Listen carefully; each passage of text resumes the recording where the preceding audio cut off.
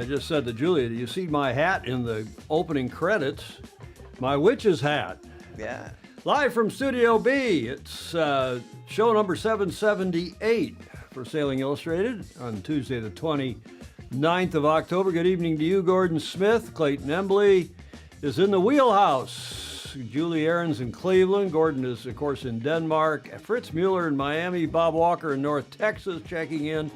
Alan Long from Northeast Ohio. Mark Holland from the middle of the Atlantic on Royal Caribbean's Oasis. Good for you. Of the Seas. That sounds like fun. Jeff Kitson, beautiful 75-degree fall day in Michigan. He's outside raking the leaves, maybe tarping his trimaran. He's getting ready for the winter. Greg Phillips in the Gold Coast of Oz, Julia. Yes. Who else is on? Pedro Foiling Sailor down in Sydney, walking Balmora, but he'll listen in the background, presumably on his phone. Thierry DeYoung in SoCal. Stingray is the first on. He was up in Seattle, and John Emmett was also on very early on to the chat, just about to have pins stuck in me. He must be doing, what does that sound like, Julia? Acupuncture. Acupuncture, right? Maybe. Go ahead. No, I just said maybe. Maybe. I trust you are well. I am. Any hot tips? No. Okay, I know you wanted to talk about the election. You wanted to say about the election, you're nervous about the election, but don't worry about it. It's going to be okay. Julia Vadekind, the co-host, the Commodore of the Beach Street Yacht Club, my dear friend and landlady, so got to be nice to her. She'd kick me out on my ear in no time at all. You bet. Huh? You bet. You would. Hi, everybody. Welcome to the show. And we had on our previous show, 777, we had our Fozy and Renaissance man and 777 pilot captain for United Airlines, Jonathan Frank. I just wanted to thank him for coming on and doing those tapes from, he did two, one from the cockpit and one from his hotel before he went to the airport at Frankfurt to fly back to Washington, D.C. to IAD. And thank you, Jonathan. Yes. For doing that. That was good fun. Another just follow-up from Friday's show. We got into this discussion about pasta because it was World Pasta Day, and the article, the next day, an article showed up in The Guardian, which several of you sent me links to it. Is white pasta bad for you? And it's been lauded in the low-fat era, then it was demonized during the low-carb craze. Plenty of alternatives exist, but what is the healthiest, tastiest, and most affordable way forward? Well, a lot of you also commented about that, including John Emmett, who said the thing to eat. Now, John, our coach and health expert by now, and he said, eat this, Julia, which is what? No, thank you. What is it? It's whole wheat pasta? Oh, yeah, whole wheat pasta. It's good for you. Whole wheat pasta is good for you. Yeah, maybe. Whole grain or whole meal pasta is undeniably healthier than white, according to The Guardian. Several of you also wrote in and said, don't trust anything you see in The Guardian. The 2022 review concluded that choosing whole grain is, quote, the simplest way to enhance the nutritional and potentially health-promoting properties of pasta, unquote. Wholemeal pasta contains the wheat bran, while whole grain or whole wheat contains the endosperm, blah, blah, blah. But apparently that's the way to go, Julia, whole wheat pasta. And I just stuck that in because Sailing Illustrated is now Pasta Illustrated. We had more comments on that little pasta segment at the start of Friday's show. Everybody has an opinion about it. And everybody, it was World Pasta Day. Yes. And I've also since seen articles about your pasta. What'd you call it? The cook? Angel hair. Yeah, but it was angel hair pasta, and you called it the cook's. Yeah, it's Chef's Midnight Special. Midnight Special. Yeah. Okay. Here on Pasta Illustrated, thank you for joining us today. What are we celebrating? Not World Pasta Day, today, thank God. What are we celebrating today, Julia? It's almost Halloween. It is, and therefore it is Halloween week. Yes. Now, I had no idea, but I did go looking for, I knew there were a few Halloween weekend or the weekend before, regattas. Yeah.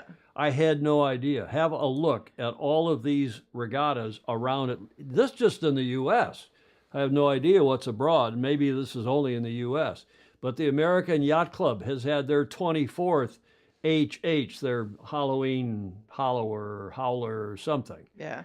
The Coconut Grove Sailing Club down in Miami has had their annual, it was like their 21st annual regatta, the Howler. This Sail Newport is having their Halloween howl, I believe, this weekend, unless it took place last weekend, but one or the other at Sail Newport, the esteemed community sailing program in Newport, Rhode Island. Mm-hmm. Then the Augusta Sailing Club up in Maine is having their 2024 Halloween regatta, or already had it, I guess. Look at that, their 70th. They've had 70 of these things. Wow. They were founded in 1953.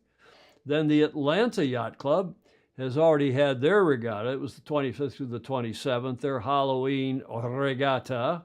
Mm. Nice graphics. I don't know if people dress up to go sailing or for the party afterwards, but these are very popular events in our beloved sport. Here's the Halloween regatta for the Cleveland Family YMCA in Cleveland, Tennessee. Oh, Cleveland, Tennessee. I've never been to Cleveland, Tennessee. Me neither. And then there is the Halloween Regatta and Social coming up this weekend, and that is at Privateer Yacht Club in Tennessee. Mm-hmm. I've raced there before. And then the Regatta Zone at Regatta Grove down in Florida, I think also in Miami, they're having the regatta, or already have. And then on October 30th, the Halloween Sail Regatta up near you, Stingray, in Poolsbo. Is that how you pronounce that? I've never heard of it. Poolsbo Yacht Club up in Washington State. And finally, this regatta's been going, I've heard about this one. This is a youth regatta, junior regatta called the Halloween Howl. It was last weekend at the esteemed Annapolis Yacht Club, Annapolis, Maryland. And here is the video.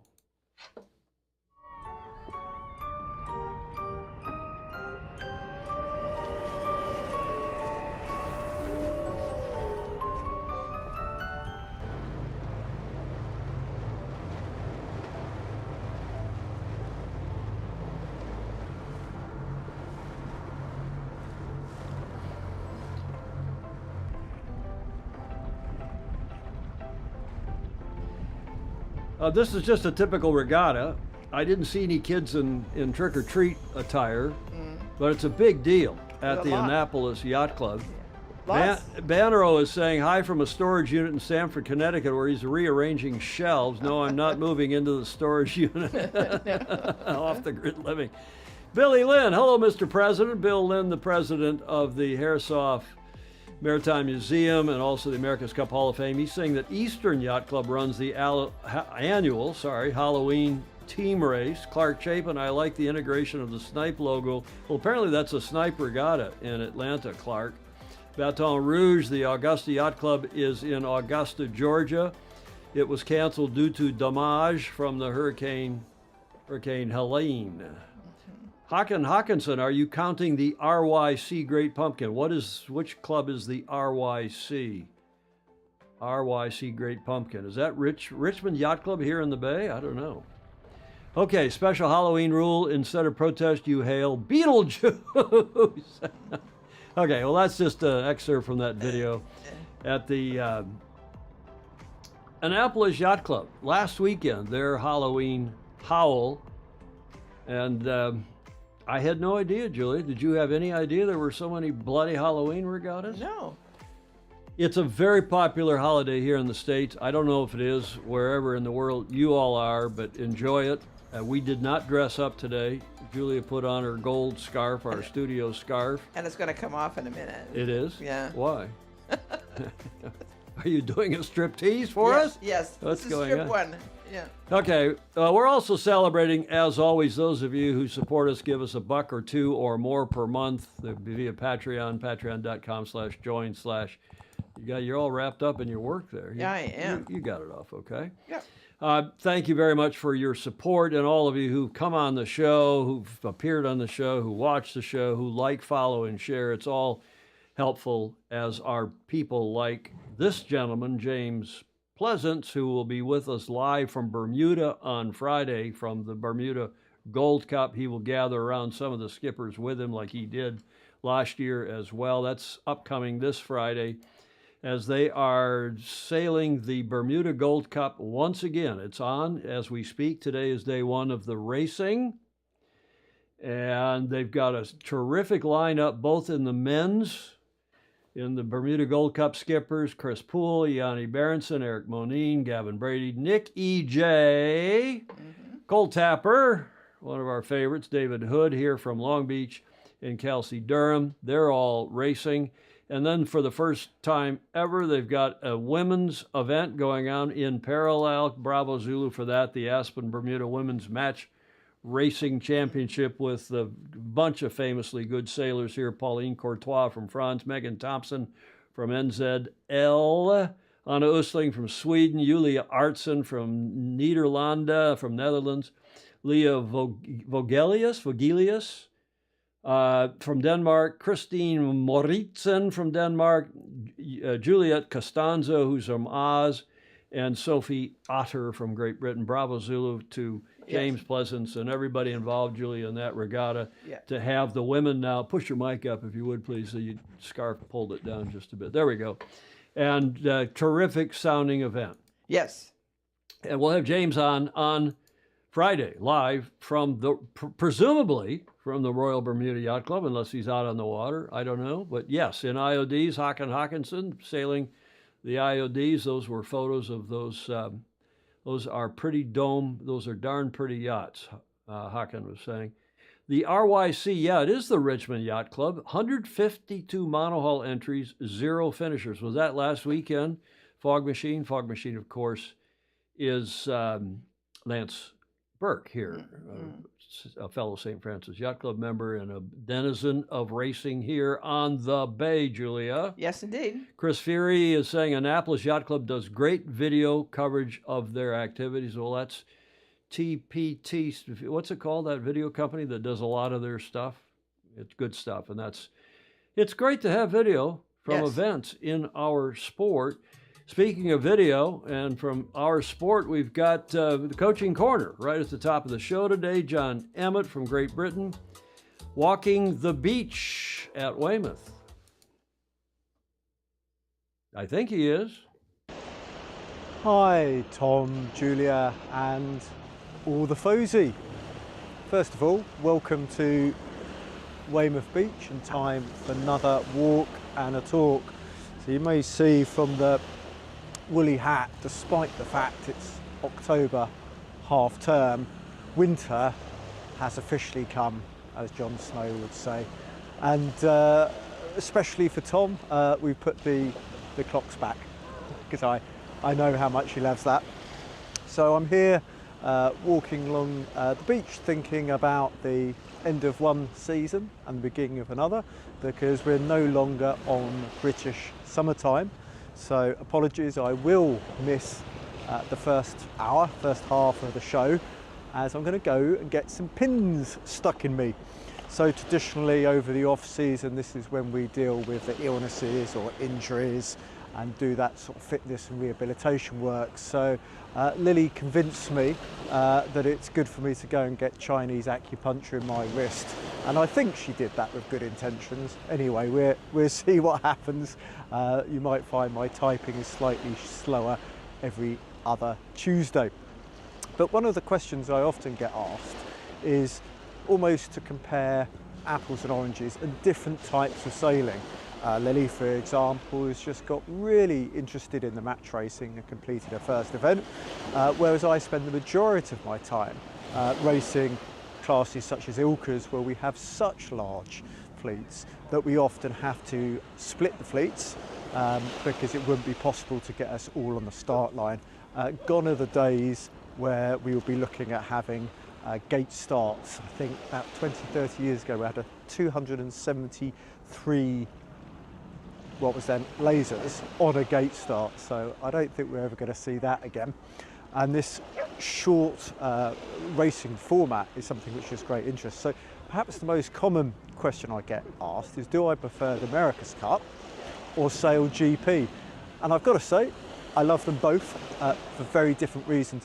The personal aspect of the America's Cup is just amazing.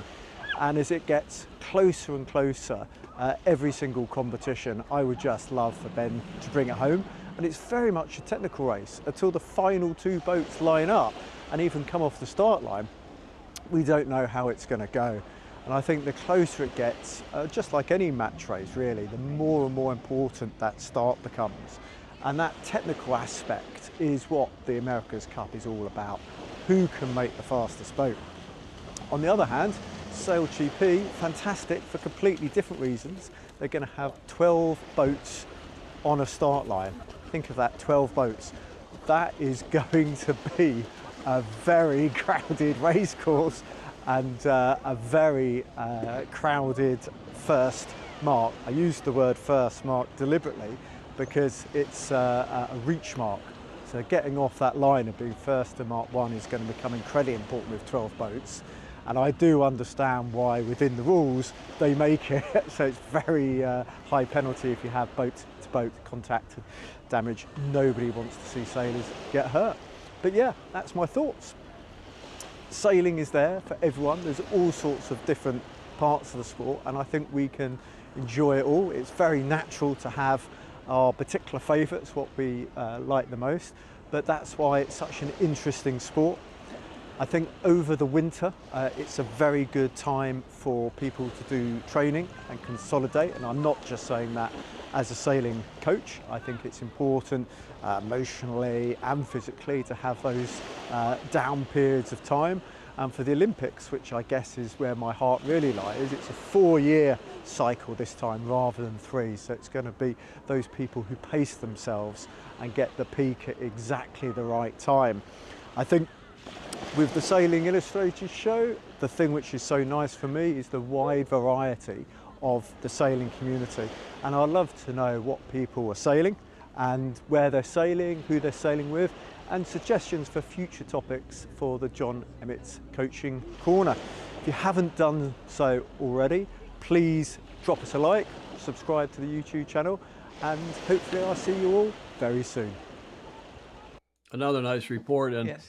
you know, I think John's spot on because we've got today, this show is a good example of, we've got stuff from the iQFOiLs to the classic yachts in France and in Saint-Tropez, and cool stuff going on. And the other nice thing, you know what else I like about the sport, Julia, is that we have nonstop sailing. Yes. When we're in the winter up here in the northern hemisphere, it's now becoming summer in the southern hemisphere, and all that stuff going on in Australia Right.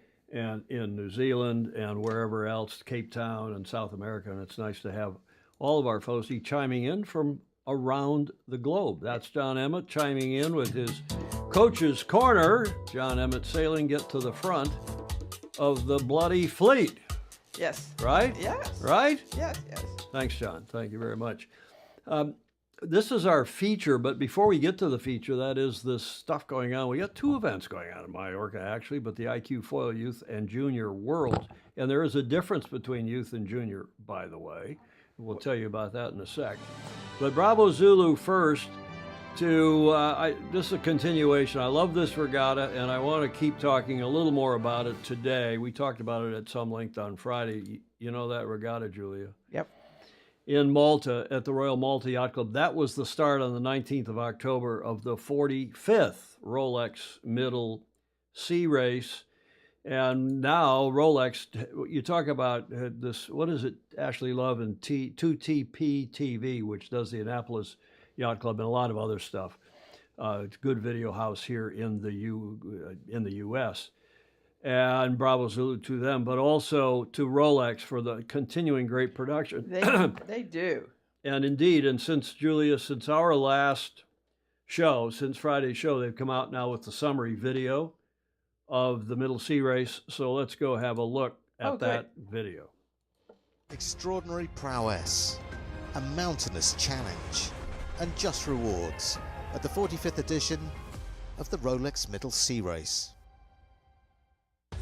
Red Bandit, a 52-foot yacht crewed predominantly by young German sailors, has been announced as the winner of the 2024 Rolex Middle Sea Race.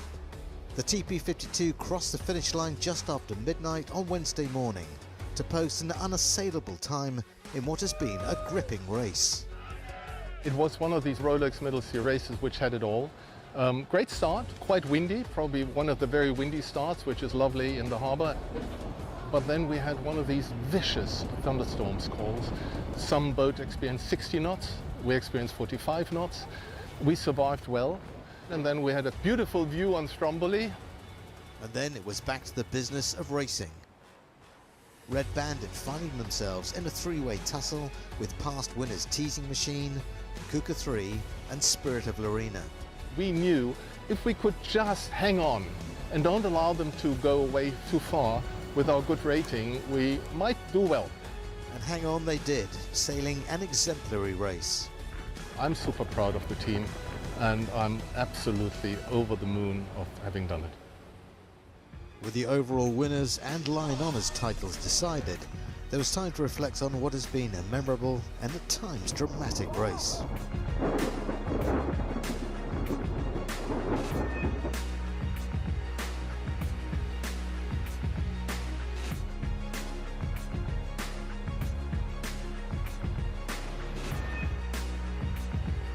The overall winner of the Rolex Middle Sea race is Red Bandit.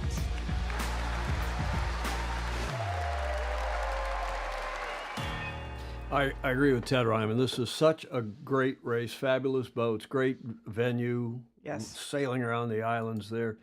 Bravo Zulu to Rolex to the Royal Malta Yacht Club. And there are the top 5 in IRC under corrected. Red Bandit, this German boat, I just wanted to go back and focus on that as, again, the IRC overall, because we've learned some more about this boat, this team from Germany, and the owner, skipper of that boat, who is Mr. Forster, he provides the campaign, as we read this to you the other day, but I want to just emphasize this again. The Red Bandit campaign provides a pathway program for young athletes under the Forster Offshore Foundation set up by Mr. Forster. The foundation enables highly competitive dinghy sailors and other youth talent to experience and develop as big boat, in quotes, offshore racers. What a great concept. And we talk about that on this show all the time. We do. With the principal exception of Forster and the highly experienced tactician Jesper Radich from Denmark, the crew is under the age of 30. And now, courtesy of Rolex, we have a video about them and their team.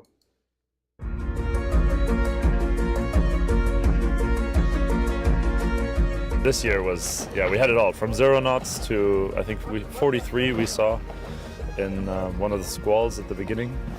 And it was obviously a beautiful racetrack, coming around all those islands. First night was, very, very challenging. And we had good boats around us. I mean, it was good fighting, competition all the time, and somebody gave and we lost, and we won and they lost, and it was the usual thing. It's all youngsters. We have only 2 professionals. Everybody else, other than me, obviously, is 30 or younger. They're all good dinghy sailors, so I'm very proud of the team. Very exciting race, lots of pitfalls and ladders, so solid effort from everyone to put it all together. Really exciting race, but also really exhausting because it felt like 3 days of inshore racing. Our approach was a lot about taking it, take the small gains, and whenever we could put it, let's say, again in the bank, we tried to cover a little bit our position, and in the end it worked out really well. The good old saying, if you want to finish first you have to finish, right? So it was important for us to take our boat through that in one piece.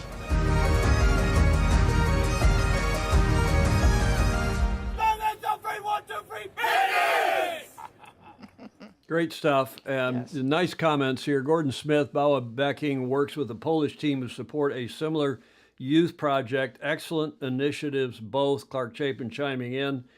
The same sort of thing that Don Riley does at Oak Cliff, getting young kids on the big boats. It needs to be duplicated elsewhere. It is out here, at least on the West Coast, and I'm sure in many of your clubs.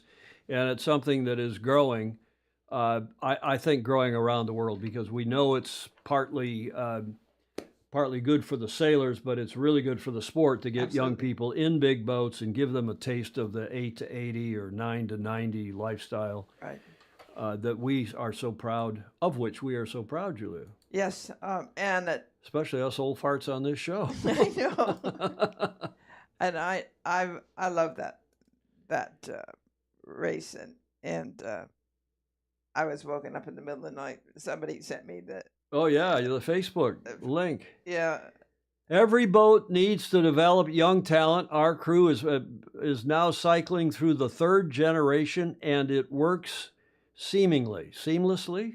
That may be an auto It works correct. seemingly.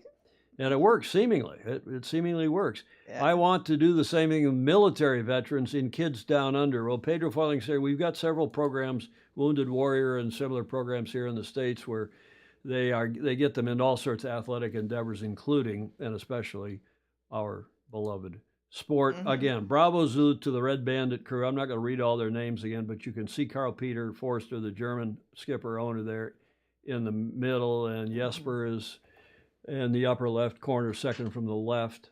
I think that's Jesper. Or is he third from the left? I can't tell. But they're all cleaned up at the prize giving at the Royal Malta Yacht Club, courtesy of Rolex. Bravo Zulu to all. There's Larry Kennedy, speaking of Oak Cliff.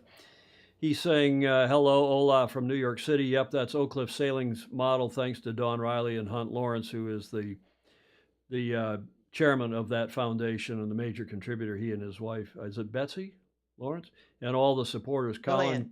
Sorry? It's Lillian, Lillian. well, no, Colin Kennedy and Lillian Kennedy have done it all. Those are a couple of youngsters. Oh. Yeah, Gordon Smith is saying Jesper in that previous, I'll go back to that previous photo. He was second from the left or third from the left, yeah. Gordon Smith is saying he's holding one end of El Trofeo Yeah. in Spanish. So Bravo Zulu, good stuff, and really proud of them. And I'd like to meet this guy. I'm sure Mr. Dr. Andrew McIrvin knows the gentleman, Yeah. Carl Peter Forster, and we'd love to get him on the show. Yeah. Have him tell us about his program, Yes. right? Be nice. Okay. What happened, Julia, on this day in history, the 29th of October, 1929? Is that the day the stock market fell? Well done. Bravo, Zulu. Julia, we got to give you applause for that. You got it right. I hate those soundtracks, but anyway, a lot of people like it and do it. This is the day that the market crashed. It started to wobble the previous week. And it was a Tuesday, like today is a Tuesday, the 29th. Mm-hmm. And it is known in this country as Black Tuesday. Fog machine, not Black Friday. That was another market crash. Stock market crash. Fritz Mueller remembers that. Another panic, another market crash, including the tulip bulb crash back in what, the 1500s? Was that right? Yeah. There's the famous photo, Julia, in case you needed more. Yeah. You never had one of those cars, did you? No. You're not that old, I know. But a famous photo from that era on Black Tuesday. I'll sell this car, buy this car, I must have cash, lost it all in the stock market. A reasonably young guy there in his bowler hat. Mm-hmm. Black Tuesday on this date, 1929, the Wall Street stock market crashes, triggering the Great Worldwide Depression, certainly in this country and much of the West and Europe and so on October 29th, 1929. I don't know, Julia, but when I looked, the market was just about flat. It was up and down either side. So nothing. Wait a week. We'll know more in a week. We'll know more in a week, you think? Yeah. What's happening in a week from today, Julia? Oh, God. Okay. We'll see. I think the market's already built in all their expectations. You think so? Yeah, I think so. We shall see. Let's get on to the featured story today, and that is about the iQFOiLs. And the iQFOiL has a subdivision of their class called the Youth and Junior class. It is a class. And in Sarapito, which I had no idea where it was, it's on Mallorca, and we'll show you where in a moment. The iQFOiL Youth and Junior World Championship commenced as its racing schedule on Monday, yesterday, with 375 athletes. They themselves call them riders, representing 35 nations, taking to the waters off Club Nautic Sau Rapita, CNR, following yesterday's opening ceremony. Was Sunday. Light and delayed winds created a challenging first day, impacting the competition schedule. We won't go into the competition schedule, but suffice to say that it is going on this week, finishes up on the 2nd of November, and is a bit of a deal. And I've got a couple of videos to celebrate it here, but just also to mention that, and I'm repeating because the large number of athletes, but 375 athletes representing 35 nations following yesterday's opening ceremony. Cool stuff. And here is the first video from the opening day.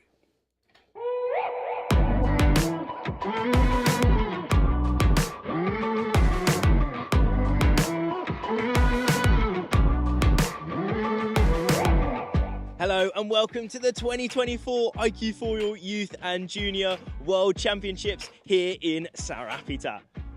We will be seeing 375 competitors from 35 nations all around the world take to these dreamy waters here on the island of Mallorca.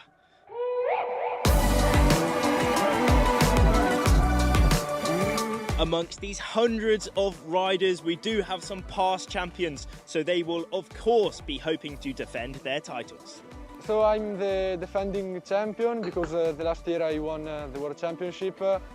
I'm really excited for the week because on one hand I know that I can be in the top, but on the other hand I know that the other guys are growing up very well, so it will be very tough. The last World Championship I was in the under-17 fleet. Now I'm in the under-19 fleet.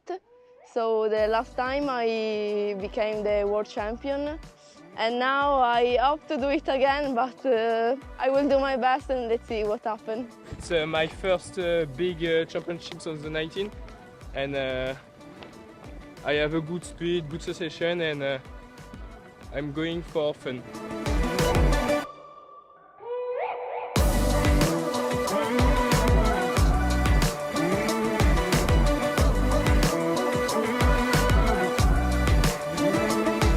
We are now set and ready for an epic week of competition. Tomorrow is the first day of racing, so let's see what it brings. Okay, that video from a couple days ago, obviously, and yesterday was their first day racing. Today, and I haven't seen any results. We'll worry about results. We'll bring them to you on Friday's show. But in case you're wondering where it is, as I was wondering before the show, the Club Nautic Sau Rapita is on the south coast of Mallorca, around the corner from Palma, in that nice little bay. And it looks like an ideal location for not only off the beach, but probably bigger boats as well. There's that, you saw several, well, in the video, several pictures of that beautiful marina. And apparently it's quite an active, nice area there. So I'd never heard of the CNR. I'd never heard of Nautic Sau Rapita. I mean, you go to Palma for a regatta or to judge or to whatever, and you go there a meeting, and you fly into the airport, you go to Palma, and you never leave Palma, or maybe a little bay around the corner where the TP52s and others, Maxis and so on, sometimes run their racing. But it's all out of the Club Nautico, what's it called? Club Nautico de Palma, I guess. There's another video here. I think I want to play this video for you as well. This is from yesterday. And again, you got to admire this class. It's Olympic. It's the Olympic sailboard. But to get 375 kids to their regatta from around the world, it must just be a wonderful experience. I was just thinking what a great place to sail. Well, exactly. Nice weather even this time of year, and it's nice year round. It's February. It's not as nice as it is most of the rest of the year. That little break, but fantastic stuff. And the difference between a youth and a junior. Oh yes. And you heard the lady, the young lady, refer to it. under 17, U17 is youth. Mm-hmm. And then you graduate from youth to under 19. So junior is under 19. And then they may have a U23 division as well. But, you know, as John Sangmeister and others say, hey, why do we treat kids so old? Like in Gov Cup, he still doesn't think we should be calling the Gov Cup a youth invitational match racing championship, because we have kids up to 23, which is the world sailing mandated upper age limit. So these are truly young kids, 17 in one division, 19 max in the other division. And here is the video from yesterday.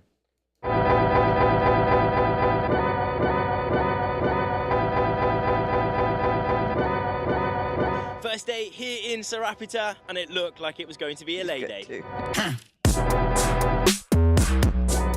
With the waiting game on, this gave us a chance to catch up with the Emerging Nations program. So the Emerging Nations program is dedicated to like sailors who don't have like the chance to be coached by the coach of the countries. I'm coming from Australia, it's a far way. I'm the only one from Australia here, so no coach, no nothing. So it's really great to kind of have a team. We traveled from Argentina, that is so far, and we came without a coach. So with the Emerging Nations program, like give us a coach from here, that from the iQFOiL class, to help us and to train like these days before the competition. It's super nice to know these sailors who really are keen to compete and to learn, but they don't have sources where they can to do it. So it's nice to help them and show them the correct direction to go.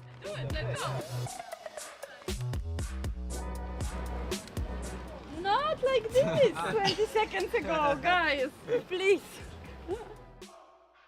We have a group with like guys from different countries, so it's different culture and different way to train. So we have like to, in a tiny time, to create a little atmosphere like between the sailors and try to have a group spirit.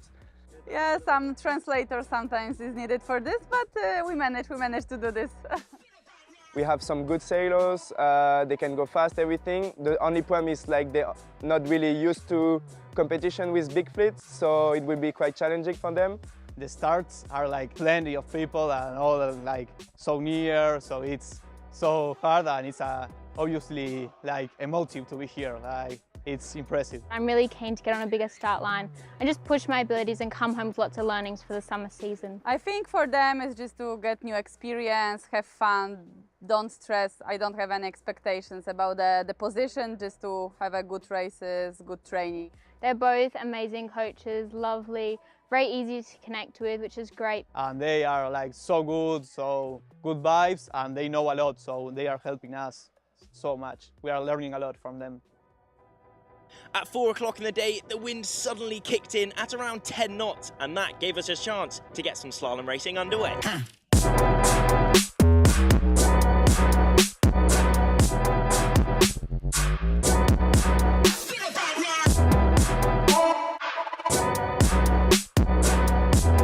With few races on the scorecard, the rankings are still wide open.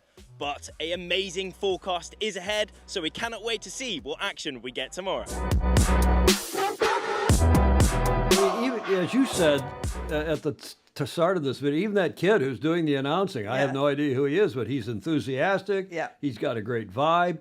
And it gives you great confidence in the future, at least of our sport. And I hope some of these kids will graduate, matriculate, come into non-board sailing. I don't know what the right word is, but what great stuff. And as Gordon Smith said, the vibe, positive vibes from this class, I see. Yeah. And they're all helping. They seem to be helping each other. They seem to be relaxed. It is a European championship, it's the World Championship. Yeah. There was one Aussie lady there, right? And I didn't see or hear about any Americans or North Americans, but there must have been, and it just looks like the future of our sport, at least in that class at the Olympic level, if not beyond. Yeah, it's so exciting at that age to work at that level and understand what international is. Exactly. And it's really fun. That's great. Exactly. And I remember going to the first Sunfish Worlds, which was in Venezuela. El Club Puerto Azul, just off next door to Caracas. And people from all over the world, and particularly North and South America. But even when I was judging several different championships, the windsurfer class and the sunfish class, what a great cacophony of languages and great fun. You meet people from all over the world. It's terrific stuff. Yes, absolutely. Terrific stuff. And the U17, the U19, yeah, lots of you are talking about U23. Several of you are anyway. So positive vibes.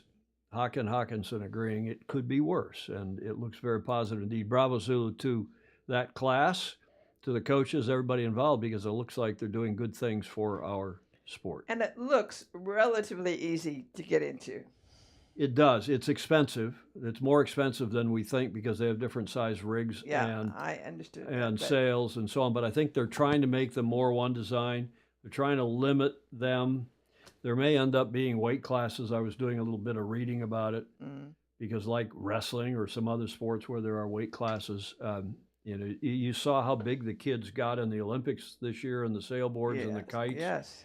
And John Emmett is more expert on that. Maybe we can have him do a segment sometime for the Coaching Corner about weight classes. Do Finn sailors ever grow up? Not in my experience, and for no specific reason. I've met 5 Olympic medalists, none since '88.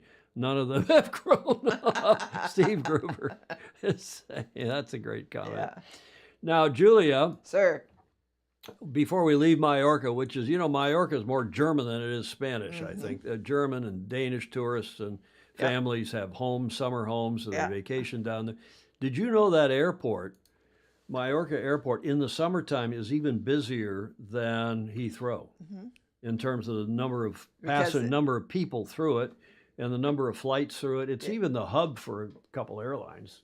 We used to fly to Valencia from Central Europe, from Eastern Central, even Northern Europe, through Palma on it, like Air Berlin or something, and that was the quickest and best way to get to Valencia, because then from there they go.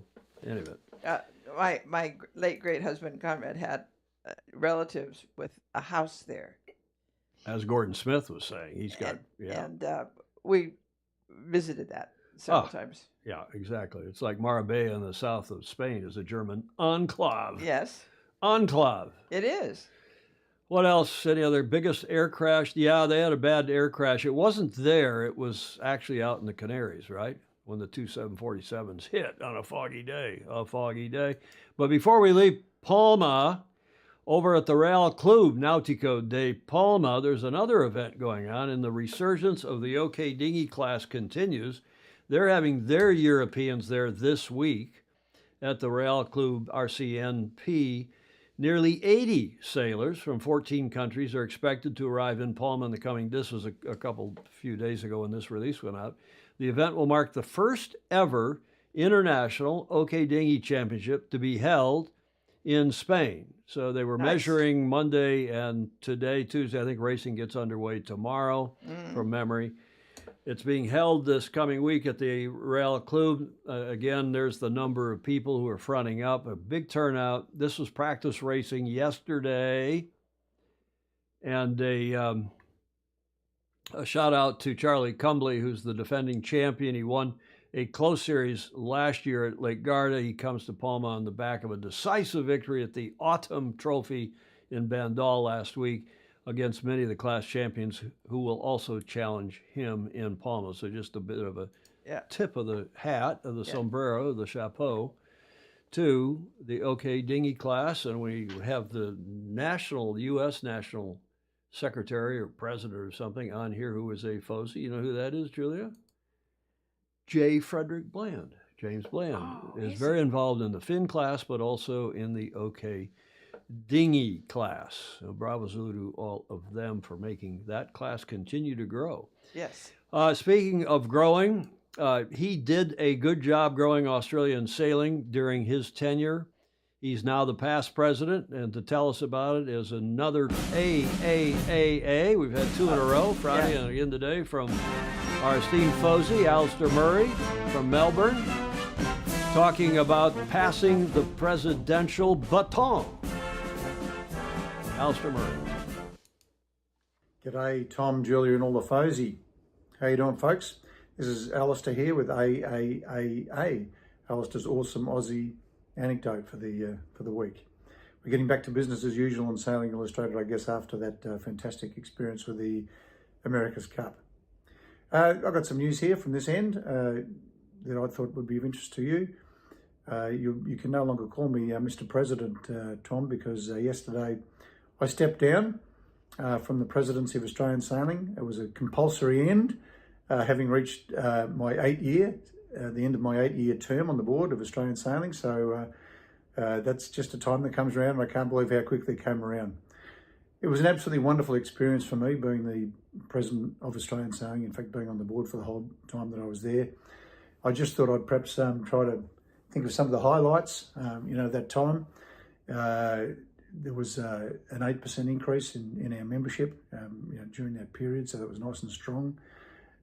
We had about a 30% increase in participation in Australian sailing courses. Our women, we have what we call our She Sails program, and female participation increased from 30% of our membership to 34% over the last 2 years, which doesn't sound like much, but if we ratchet that up by 2% a year, it'll reach our 50% target, which is in our strategic plan, by 2032. And wouldn't that be great to have 50-50 male-female? Certainly participation in the Olympics. I was really pleased to be part of the Australian sailing team and our efforts in Marseille with our gold and silver medals. We were very innovative with some of our membership programs. In particular, we have a program called Sail Pass, which is an introductory club membership program that encourages people into sailing. And at my yacht club, Sandringham, as an example, 40% of our new membership intake every year comes directly from people that have purchased sail passes and sailed on that basis initially. So that was good. We have what we call One Sailing, which was the nationalisation of the whole organisation across Australia. It was very disjointed with different state bodies, and we've rolled it into one membership structure, which was very necessary, particularly for communicating with government. That was a great success. Our strong financial performance and position, and great governance. Very proud of the way the team is running the whole show. That's going really well. And I think finally, what I see is a real uptick in our stakeholder engagement. Our members are our clubs, and we have 360 clubs that are a member of Australian Sailing, and we got out to, I think our staff visited physically 90% of our clubs over the past year. And I certainly, I didn't get to 90%, but I went to all the sailing summits in every state and really got out there engaged with commodores and sailors, and did my best to be a president of the people, put it that way. And I think it was good to have a dinghy sailor, as a down-to-earth dinghy sailor as a president.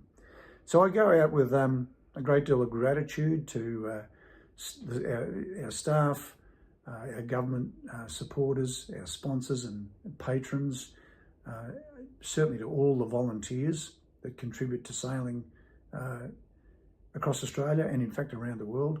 I've really enjoyed my relationships around the world.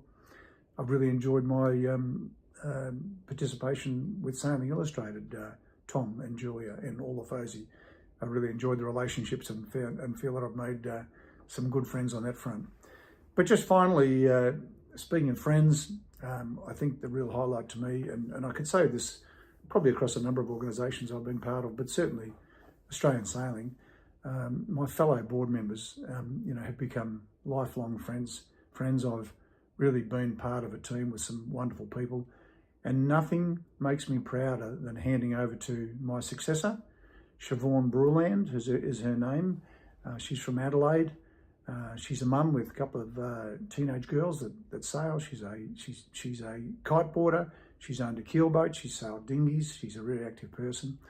And her vice president is a lady called Heather McCallum from Tasmania, who's also wonderful.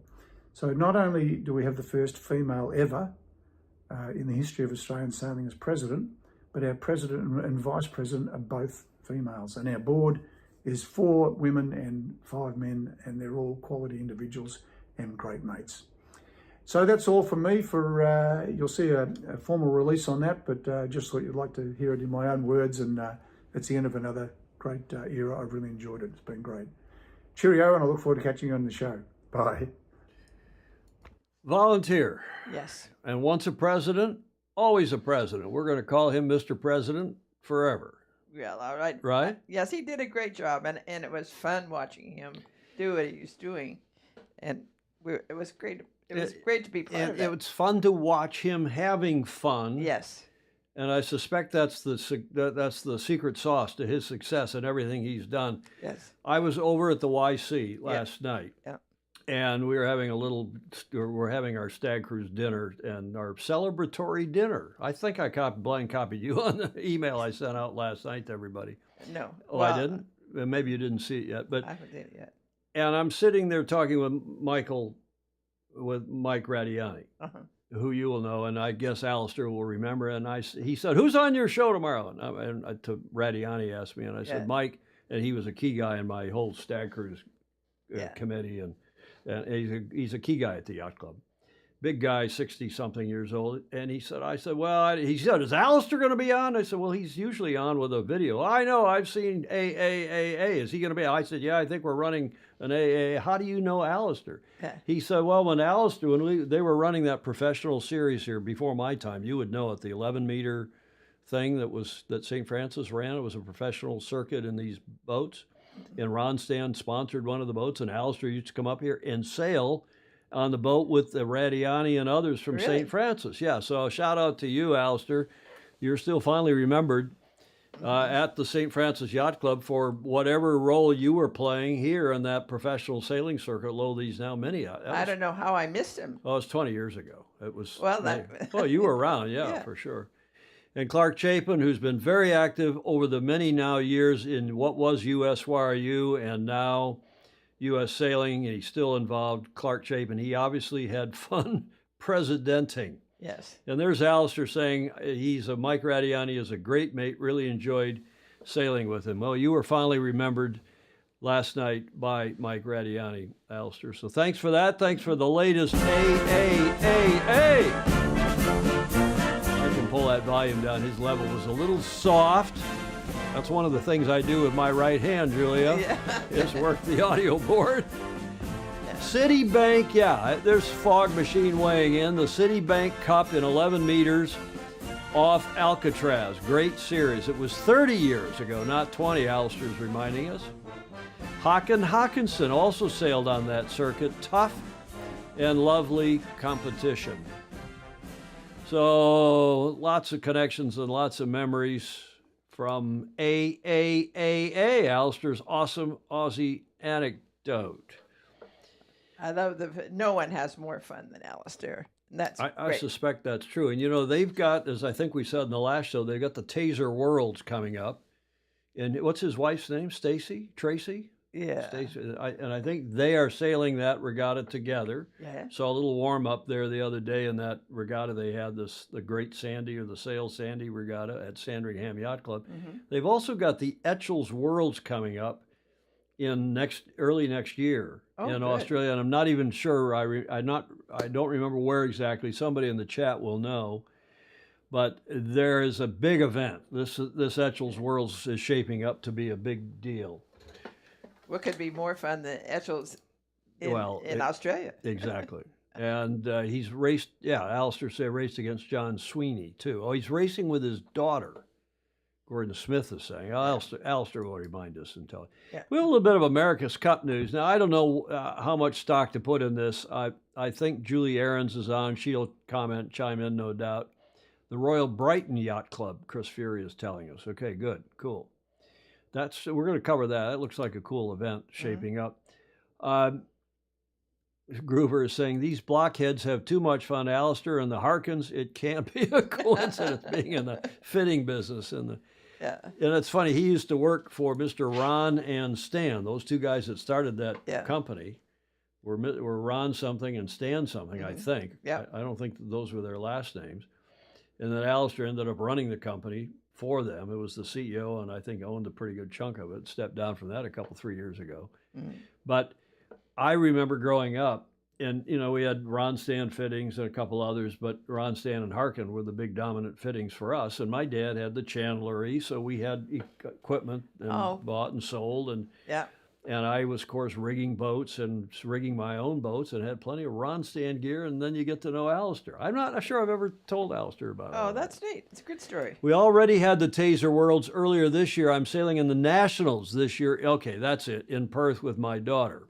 Okay. There are the names. Chris Fury, thank you, Chris, who's living. We had Chris on last Friday in that AAAA with Alistair. Mhm. Alistair interviewed Chris, the Kiwi living in Melbourne. Ron Allett and Stan Neovu. There's another name from Alistair, probably Nepview. Mhm. There it is, Nepview. Okay, well, we'll get some history at some point on all that, but in the meantime, let's move forward. I was introducing the America's Cup segment. We have a video from TV3 in New Zealand.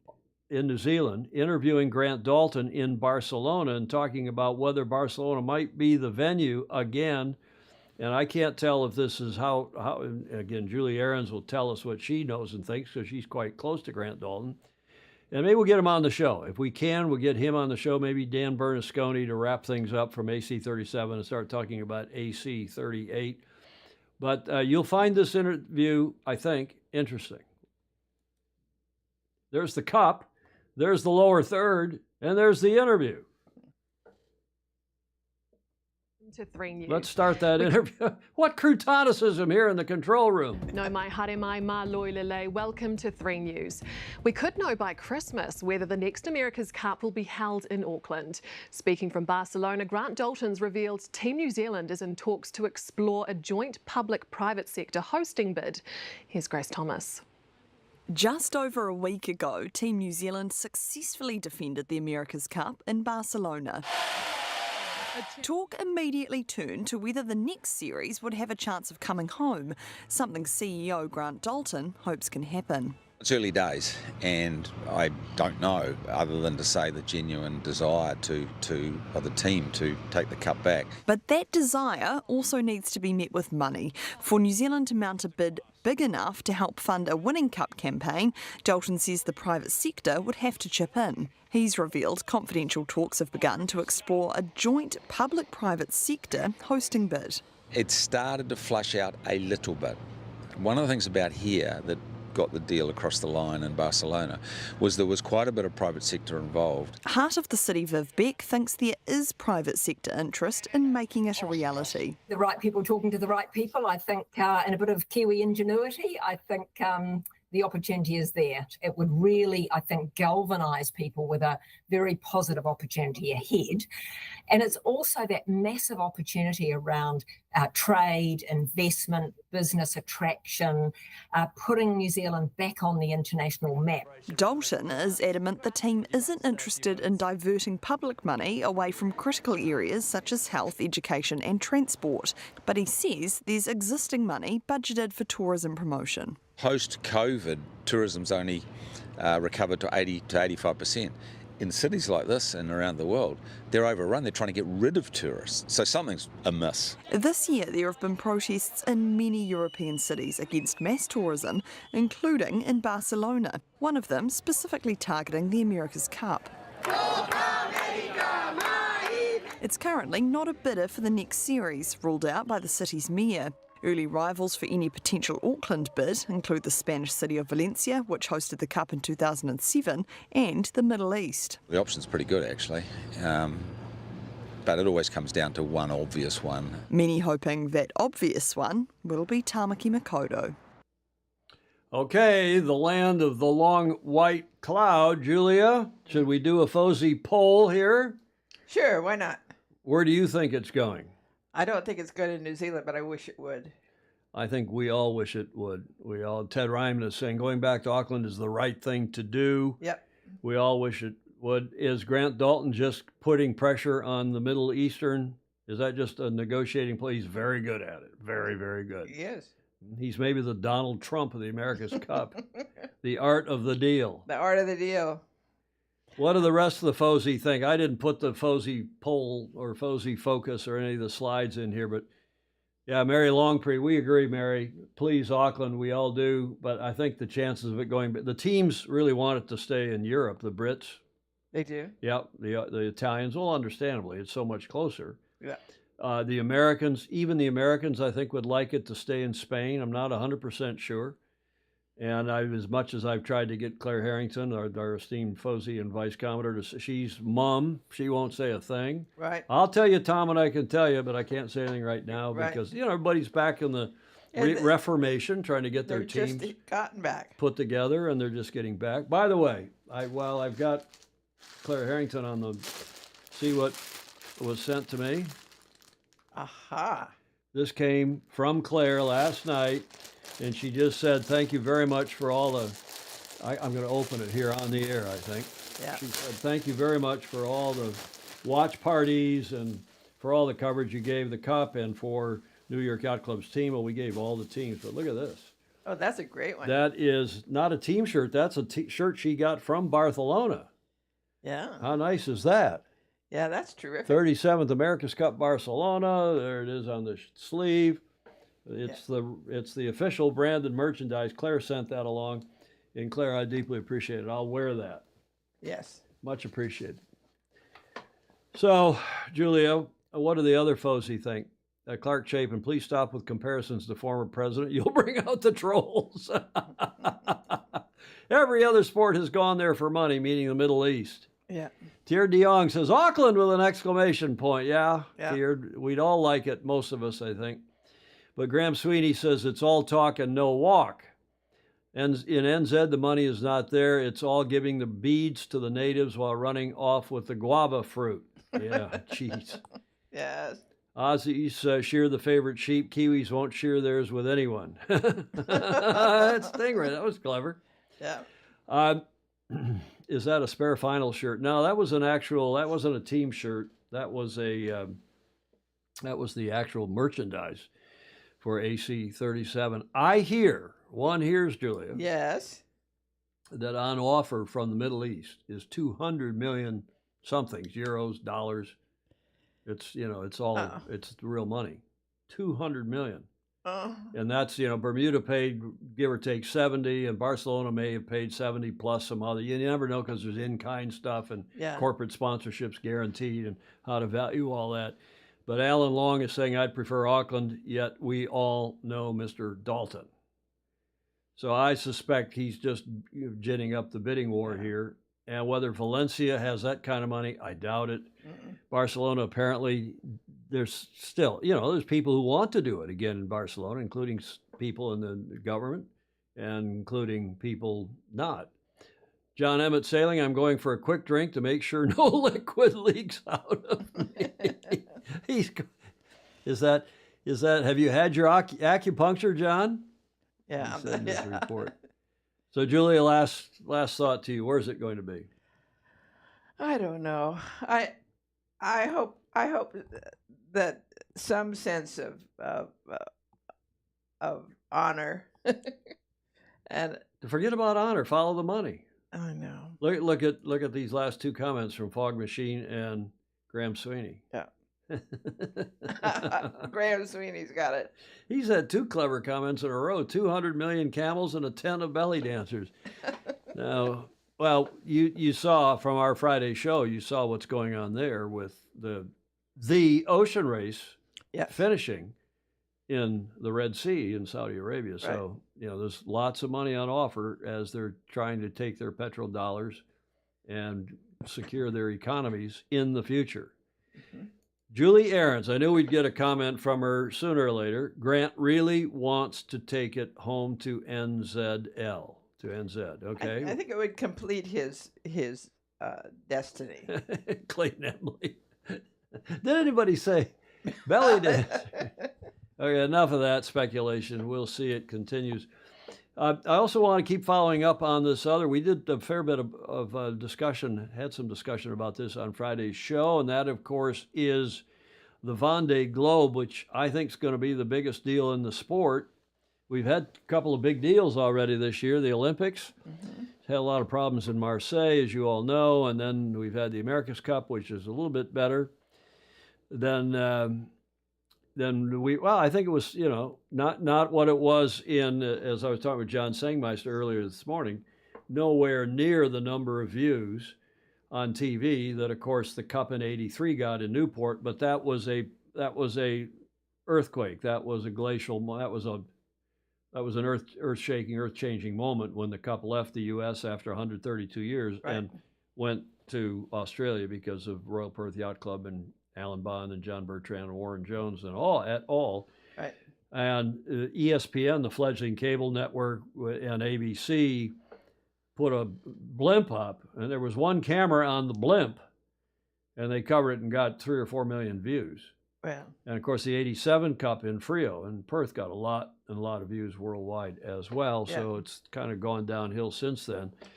But then there's more competition. There's some problems with the Cup that we all know, and people find it difficult to relate to. I mean, let's call a spade a spade. We were talking about having fun, and it sort of lost its fun. Well, that's because of the lack of teams. You got to have 13, 11, 12, 13 teams for it to really be a global circus and focus, I think. That's part of the issue. We had 11 teams in Valencia. Yeah. Do we have 11 or 12 teams here in San Diego even? In '87 in Frio, we had 13 teams, 13 challengers, and 4 defenders. Wow. 17 teams. That was the high water mark. Yeah. Gordon Smith says the Middle East is the fastest growing destination for weekend breaks from Denmark. My daughter's best mate just came back from a shopping trip, no joke. Hawkinson saying Valencia is a beautiful city, but not a good venue. Well, yeah, I lived there for 10 years, and it was fine. Julie Ahrens, who's just back a week or so now from Barcelona, saying, I've talked about it with many Kiwis, all want it home. Barcelona does not want it to continue, yeah. And Fog Machine is saying not only lack of teams, but lack of personalities. Yes. No more Ted Turners or Tom Blackhallers or Dennis Connors. Yeah. Or Chris Dixons or, even John Bertrand, Aussie John Bertrand, telling it like it is. But that's one of the nice things. How is that for a segue? It's one of the nice things about the Vendée Globe. And we got some cool personalities. We've started to learn about any number of them, not just the Anglo speakers, but some of the others. Right. And their start is of the 10th edition is coming up here on the 10th of November. It starts in Les Sables d'Olonne in France's north, kind of west coast. And the course, as we talked about it on Friday, is not only around the Great Capes, but if you look at it from as a circumnavigation of Antarctica, it's even kind of an astonishing course for the Vendée Globe. In fact, any of these round-the-world races. But theirs is single-handed, non-stop. And here is a video. It's in French, but there's English subtitles, but it gives you a flavor. I talked about this on Friday's show. What an amazing... the walkabouts on the docks and all the teams and the boats lined up and all the the grandparents and the parents and the kids all visiting the docks. This video, I think, gives you a real feel for what's about to begin on the 10th of November. Cette 10e édition du Vendée Globe sera une aventure, mais aussi une vraie bataille de régatiers à l'échelle planétaire. Jamais le plateau sportif n'avait été aussi dense et relevé, avec de nombreux favoris légitimes et encore plus d'outsiders pouvant réussir la course parfaite et monter tout aussi légitimement sur le podium, voire remporter cette 10e édition particulièrement excitante pour son incertitude.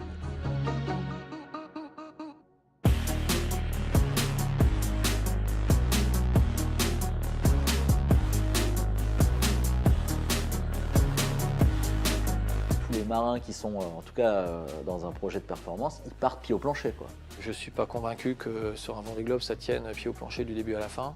On pourrait avoir 20 bateaux qui peuvent aller sur le podium. Bon, ça m'excite de savoir qu'il va y avoir peut-être 15 ou plus de bateaux qui ont des potentiels et surtout qui peuvent gagner le Vendée Globe. Ça va être excitant à vivre de l'intérieur. Mais ce qui est sûr, c'est que la concurrence sera rude, sûrement plus féroce que sur l'édition 2020. Ça va être tellement long et tellement dur de maintenir un niveau élevé de performance hommes et bateaux sur les 80 jours Que voilà, c'est pas fini avant la fin. La fin de course est écrite à aucun moment. Et même si finalement le début de course n'est pas celui espéré, c'est loin d'être rédhibitoire. La course est très très longue. Deux choses, c'est que, c'est bien de faire partie des favoris, parce que ça veut dire qu'on a bien travaillé. Par contre, ce statut de favori, il ne donne pas de points d'avance ou de 1000 d'avance. Donc l'exemple de Yannick, qui a gagné la dernière fois, il est parlant. Hein. Je pense que personne n'avait misé beaucoup d'argent sur lui, et à la fin, c'est lui qui gagne. L'aléatoire crée l'aventure. Et sur la route de ces 40 skippers talentueux, la météo, les imprévus, les avaries et les faits de course dicteront le scénario, quels que soient les palmarès ou les mérites des marins. Il y a 4 ans, à 48 heures de l'arrivée, 5 marins pouvaient encore l'emporter. Ce pourrait être le cas pour cette édition encore, et avec encore plus de prétendants. Alors, tentons d'y voir plus clair. 7 skippers sont factuellement au-dessus du lot, soit parce qu'ils ont remporté les dernières transatlantiques, soit parce qu'ils ont été particulièrement réguliers sur les podiums.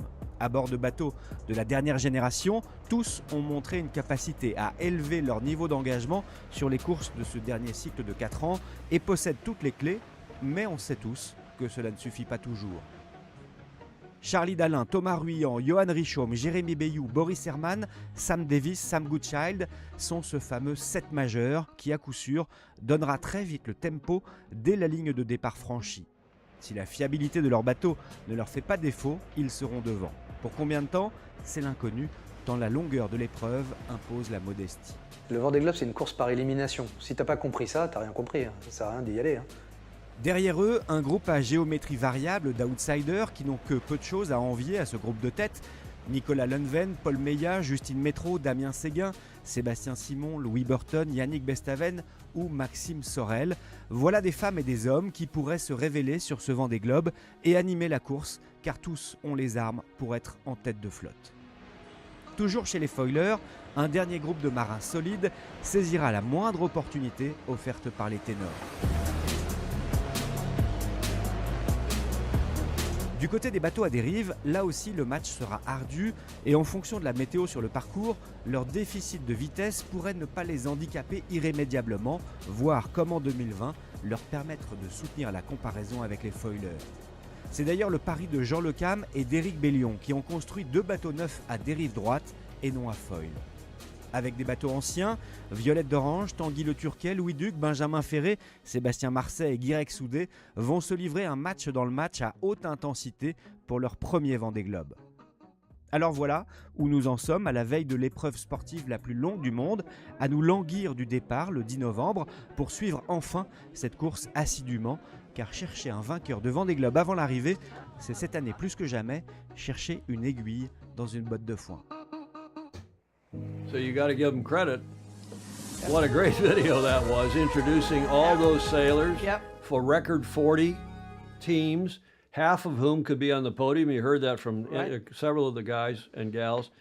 And I think I've had a number of emails from people saying either, I hope you're covering the Vendée Globe, which we are doing. We are covering the Vendée Globe. And several of you said, why don't you do a watch party for the start? Well, the start's not that interesting. I talked to a couple of you, and you know, they go out, and the actually more interesting is the departure when they all leave the harbor to go out to the start. And there's an introduction, and they're all waving to the crowd. There's a huge crowd there. Yeah. That's more interesting, but for, you know, that's like at 2 in the morning or something. I don't think so. We'll do the videos, we'll do the tapes. And we'll be following this. We'll do a report like we did 4 years ago. It's hard to believe. Is it 4 years ago? 4 years. This Wow. thing last time was 4 years ago. Hardly seems possible. Some crossed arms, yeah, but not many scows. Lots of people waving and fun and looking like they're having fun. And of course, maybe deeper in the fleet, but it's limited to 40 by the space on the pontoon and the docks. There was a long qualification process, and we have followed that. Mm-hmm. And one of the best world girdling, what's that rhyming? World girdling races. So we're going to cover that and looking forward to that in upcoming shows. And that will be starting again on the 10th, just 2 weeks from yesterday, on the 10th of November. Now I've Julia, just gotten a text during the show from Sharon Green. Yes. Now, this, I could put it up on one of the screens, but I won't. Hi, Tom. Hope you're well. It was fun to watch the AC while at the AC while she was in Barcelona at the AC while watching over there. I would love to. I keep asking her, hey, Sharon, how about coming on the show and doing a photo essay of her fabulous photos? Yes. And she's now agreed. Oh, good. And we did campaigns. She and I did several America's Cup campaigns. I think I've done America's Cup campaigns with anybody that's done one in the last 40 years. Yes. Not quite, but hi, Tom. I'd love to come on the show and talk about the behind the scenes as a sailing photographer, covering events and tell some stories about images, as well as pitch the latest Ultimate Sailing Calendar. By the way, she does that Ultimate Sailing Calendar every year. It's a beautiful Christmas gift and a beautiful picture, 12 months of the year, a different photo for each from different international yachting events around the world. She was originally Canadian. I knew her dad, Royal Canadian Yacht Club, and she's now living down in your neck of the California woods. You know where? Well, no. Right outside your town, Santa Barbara. Oh, Santa Barbara. And I see her, if we're at Santa Barbara Yacht Club for the Santa Barbara King Harbor race or something, she's usually there. Yeah. And we have a hug and maybe a glass of soda water. And Sharon Green, Alan Long is saying, excellent, exclamation point. Yeah. These have been, by the way, and if Sharon's watching, we've had a few others on, and including, gosh, you look around the studio here and you can see Rick Bannerow's, some of his shots that he sent to us on that phone. It helps to deaden the sound in the studio. And those are Rick Bannerow shots. You can see here over my shoulder, those are more Rick Bannerow shots on foam, which stick onto the wall. And he sent, I think, 18 or 20 of those. Yep. And in fact, they're on the door, Julia, behind you, yes. over your shoulder, yes, to help deaden the sound and give some, some nice visual appeal, additional visual appeal. So Sharon, we've had Rick Bannerow on. We've had, who else? We had Forster. Danielle Forster. I don't think we have Gilles Martin-Raget on, but I bugged Gilles. I've done 3 campaigns with Gilles. And we spent some time with him, though. Yeah, we may have had him some submissions. I've got, in fact, what's coming up here in the last is a Gilles Martin-Raget. But we've used a lot of Sharon's things, and she's. I'll give her a bell after the show, and we'll get her on here because those have been very popular segments. In fact, Danielle Forster, last time he was on, I think we did a double show. He had so many great photos, images. Yeah, Guy Gurney would be terrific as well, another longtime friend. Chris Fury is saying, yes, she is such a superb photographer, and she is just a great human being, as all these photographers are, including and especially Graham Sweeney. I wonder if we should get Graham. Graham's watching. Maybe Graham would come on sometime and do. He did some photos, but was more about his life and times in Yell in Scotland. Yeah. But he did some of his photos as well. It would be fun to have Graham on in that same capacity. Okay, speaking of Gilles Martin-Raget, we've got the last leg here, and it's a video that I found on my YouTube feed that Gilles did a few days ago, and it was a retrospective about the classic yachts at Saint-Tropez at the Le Voile. Oh, good. And have a look at this video.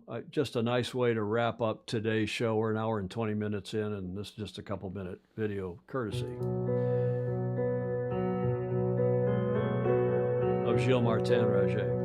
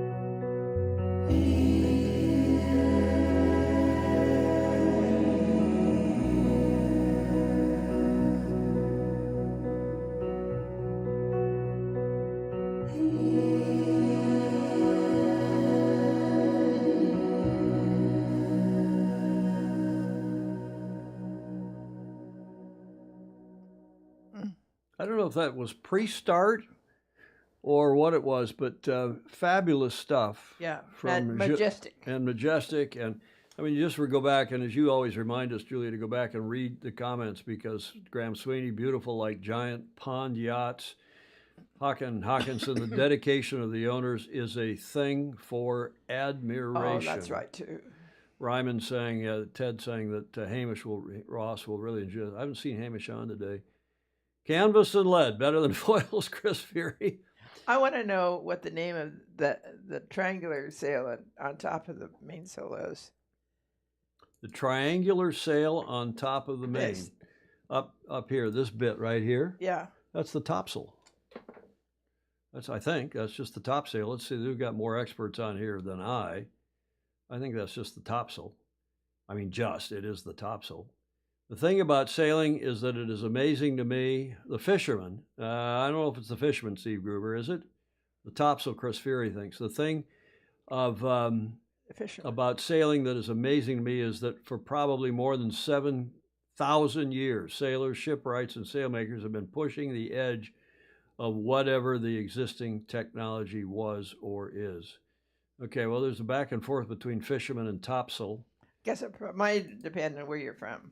Well, it might be, and I think there are similar sails. The question, main gaff topsail. Thank you, Maura. Look at Maura Stevens from Nova Scotia. Yeah, that sounds correct to me. We really should dedicate that segment to her, because that yacht that opens that segment is a yacht from up there in Nova Scotia, right? Yeah. Emmett says he's had a drink and there was no leakage after his acupuncture today. I was worried about it. Main gaff topsail, Maura Stevens.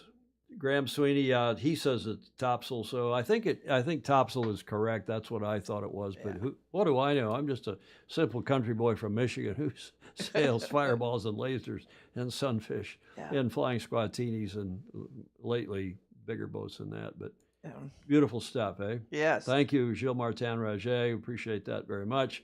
Which gets us, Julia, to the D block and your favorite gentleman and segment. Yes. Maura is correct. The fisherman is between the masts on a schooner. Graham Sweeney is telling John to check his pants to see if he's leaking there. Graham. Whiskey Tango Foxtrot. Speaking of old times, I didn't get this at first. Took me a minute, or 20 seconds anyway. Oh, yeah. How'd you get it out? Yeah. How'd you get the sword out of the stone? WD-40. That's another enduring topic here on Sailing Illustrated, like pasta was in the last show and fornicating foxes was during the... You can give John Emmett... You can give John Emmett a finger wag if you want. You can give me. I'm the one who keeps bringing it up like a little kid. Yes. Like a teenager. Yes. King Arthur. Ha, ha, ha. It is Arthur. Excalibur. Steve Gruber is saying, yes. Good one. That was sent by, it's a clean one from Ted Ryman. That's unusual. Yes. I can't use some of the stuff he sends. Greg Phillips in Australia is the same. He sent some really cool ones. Okay, next up. Now, this is from... first it was my mother, my late great mother, and then it was you, Julia, and now it's Claire Harrington, who is the grammarian as well. And not that she's pushy about it, but anytime there's a musical or grammar type cartoon that she comes across, she kindly sends that. Oh, for crying out loud, you never end a sentence with a bird. With a preposition, a prepositional bird. Don't you like that? Yes, I do. I think that's pretty good. Huh? Yeah. Clayton Embley is telling us the WD-40 is water displacement 40th recipe. We had a discussion about that the other day on the show as well. Okay, now what? There's a good interview with the guy who did that too. That's and I was wrong the other day. We were talking about that. WD-40 is now broken out into other product areas. Yeah. They're doing other things. Did you see that? I knew that. Well, okay. You know everything. You went to Stanford. I just came across it in the internet. Maybe John needs some WD-40. He needs the opposite of he needs some duct tape to clog up his As someone who has experienced the leak detection, you might want to increase the internal pressure to make certain that there are any leaks that did not meet the minimum. Now, there's a fuel engineer, retired, semi-retired Yes. fuel engineer from General Motors. Larry Kennedy, who's following the stock market, WD-40 closed at $262 and change, down $1. Okay, well, that's from Claire Harrington. We have to keep our grammar correct, and we try to do that on this show. Now they get a little racier. I don't drink, and I swear like a sailor. I am a sailor. I don't drink and swear like a sailor. I am a sailor. There, that's the way that should be read. Yeah. You drink and swear like me, ergo, therefore, I am a role model. Okay. Ed Worley, who was a stalwart along with Gordon Smith He and was. Graham Sweeney and John Emmett and a couple others when we did they were the Zoomers. Yes. I can't believe it. I still can't believe we did 41 shows in 57 days. I may never recover. You and me both. It was good fun. And It thanks was. again to Ed and the rest of the gang who were our Zoomers. It does look like, I was wondering, is that Steve McQueen? Sure looks like it. Sure does look like it, doesn't it? Mhm. Yeah, okay. That's what I thought too. But Oh, here's, from the Sandpipers. is that right? That's what Clark said. How do people know this stuff? I don't know. How do people know this stuff, Julia? Did you know that? No. I've never heard of that movie. Oh, the Sandpipers. Of course you have. It's a famous. Never heard of it. That's because you don't like romantic movies. Well, how do you know? Well, The Sand Pebbles. Clay Embley says it's Sand Pebbles. Okay, now we got a dispute. Is it Sand Pebbles or is it Sand Pipers? Clark, you need to watch the movie. Okay, well, nonetheless, I'm not drinking or swearing like a sailor. I am a sailor. And I do neither, by the way, so maybe I'm not a sailor. And finally, this from Rich Fishback. I don't think we've maybe used this photo before, but there's been different meme treatments. There's a cure for every addiction except sailing. If you love sailing, you're screwed for life. Sand Pebbles. Okay, they've sorted that out yeah. in the chat. People are full of useless information, Steve Gruber. Yeah. But it's astonishing how much people know, and I can't believe it, especially you, Julia. Mm. Now, Julie Aarons is saying it was two different movies. There was Sand Pebbles and Sand Pipers, I think that may be true. and a boat called San Pablo. How would I know? I'm just, again, a simple country boy. I don't know any of this stuff. I have to call my daughter Meg, who knows all this stuff. Does she? Oh, she's unbelievable when it comes to movies and movie stars and actresses. And she could have looked at that picture of Steve McQueen, Mm-hmm. and she would say, and she could see that picture when he was, okay, he's quite a bit younger there than, okay, I know what he looks like now. Yeah. Is he still alive? Is he dead? But she would see somebody who, we knew them as a 13-year-old. Yeah. And she could see the picture when they were 55 and say, oh, that's so-and-so, or facial recognition. Yeah. And I think that's true of a lot of women, have much better facial recognition than a lot of men, certainly than I. Now, names, I'm good with names. I don't forget many names. But then she could also do the opposite. Somebody, you'd know somebody from their later years, and then you'd see a picture of them when they were quite young, and she said, oh, I know who that is. Yeah. And again, it's facial recognition. Passed away many years ago, died 1980. That is, he died so long ago you don't remember that he died. Mm-hmm. Is she available for my trivia team? You know what, Hakan? She's in San Diego, and she plays trivia with her husband now at one of those bars there near San Diego Yacht Club. The kids all repair from the SDYC on Friday nights over to this bar. Some of you down there in San Diego will know it. And they play trivia, and she and her husband often win. And they have some friends from SDYC. It's the thing to do on Friday nights after the yacht club bar closes. Yeah. Yes, this is Tangent Illustrated. Thank you, Gordon and Clark. We got to have some wild tangents every now and then. We're at the finish line, an hour and 32 minutes into the show. Julia likes to say, yes, it's very important that you like, follow, and share. And we should thank one of our FOSI for your new monitor there on Julia's desk. Yes. Point to your monitor there, Julia. Yes. That is a new 24-inch monitor that was donated by a FOSI, by Darlene Hines, St. Francis Yacht Club member. Yes. Because Julia's monitor, which is now over here next to me, as a fourth monitor on our Apple Studio, that's been repurposed. But Julia, you've got a great new monitor. Oh, yeah, it is a great one. And like, follow, and share, as you said, as John Emmett likes to say, and then I also like to say thank you to all of you who contribute via patreon.com. And somebody also, I won't name the name, but somebody sent us a check for $500 Oh, in the yay. mail that arrived yesterday, Oh, thanking you didn't us. tell me that. Well, I didn't, because I just remembered it. Thanking us for all the shows we did during the Cup, and we appreciate it, because again, that money that comes in, whether you send it direct or via Patreon, we don't buy groceries with it. We keep our studio and our streaming fees. By the way, we're about to start co-streaming now. I've just been given the go-ahead from LinkedIn. Oh, yeah? And they don't normally allow anybody to stream to LinkedIn more than 15 minutes. But since we've gotten permission and we use restream.io, Yep. they're going to let us link and stream to LinkedIn. Wow. Our show. So it'll be on YouTube, Facebook, and now LinkedIn, for what that's worth. But I think it could be worth. Yes. Thanks to all of you. Wong Lo. Something Wong. Oh, come on, you guys. Thank you all. Thank you all who support us, and we appreciate very much your support, as we do those of you who let us use audio, images, and video for today's show. There's a long list, as usual. Some of you will recognize yourselves on there. Julia, final thoughts? Let's pray for the ending of next week. I was watching football games over the weekend, including the Michigan University thereof. Yes. Michigan football game, and they were playing Michigan State. Yes, I know. And they managed somehow to beat Michigan State, and then they had a fight at the end of the game. I know. Dude, crazy stuff. Yeah.